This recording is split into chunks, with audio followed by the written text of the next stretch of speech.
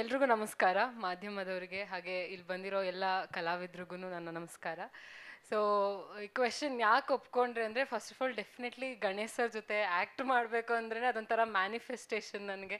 ಅದು ಎಷ್ಟು ವರ್ಷದಿಂದ ಕನ್ಸುಗಳು ಕಂಡಿದ್ನೋ, ಲೈಕ್ ಒಂದು ಬಿಗ್ ಸ್ಕ್ರೀನಲ್ಲಿ ಅವರೊಟ್ಟಿಗೆ ಕಾಣಿಸ್ಕೋಬೇಕು ಅಂತ. ಅದರಲ್ಲೂ ಅವ್ರ ಸಾಂಗ್ಸ್ ಅಂದರೆ ನನ್ನ ಫೇವ್ರೆಟ್ಸ್. ಅದು ಎಷ್ಟೊಂದು ಸಾಂಗ್ಸ್ ಇದೆ, ಅಲ್ಲಿ ಪ್ಲೇ ಲಿಸ್ಟೇ ಇದೆ ಅಂತಲೇ ಹೇಳ್ಬೋದು.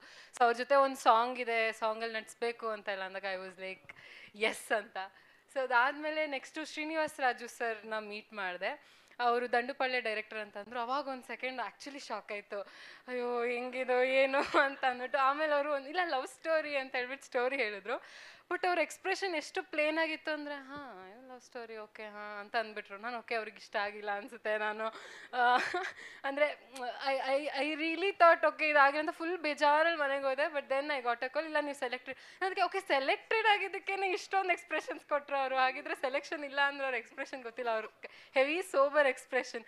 ಸೊ ಆಫ್ಟರ್ ಒಂದು ದಿನ ಆದಮೇಲೆ ಗೊತ್ತಾಯಿತು ಸೆಲೆಕ್ಟ್ ಆಗಿದ್ದೀನಿ ಅಂತ. So it was like blessing ನನಗೆ. ಅದು ಯಾವ ದೇವ್ರ ಆಶೀರ್ವಾದನೋ ಗೊತ್ತಿಲ್ಲ, ಇವತ್ತು ಈ ಸ್ಟೇಜ್ ಮೇಲೆ ನಿಂತಿದ್ದೀನಿ. ಈ ಎಲ್ಲ ಕಲಾವಿದ್ರ ಜೊತೆ ಆ್ಯಕ್ಟ್ ಮಾಡಿದ್ದೀನಿ ಅಂದ್ರೇ ಅದೊಂಥರ ಲಕ್ ನನಗೆ. ಆ್ಯಂಡ್ ಈ ಸಿನಿಮಾದಲ್ಲಿ ಎಸ್ಪೆಷಲಿ 50ಕ್ಕೂ ಹೆಚ್ಚು ಸೀನಿಯರ್ ಆರ್ಟಿಸ್ಟ್ಗಳಿದ್ರು.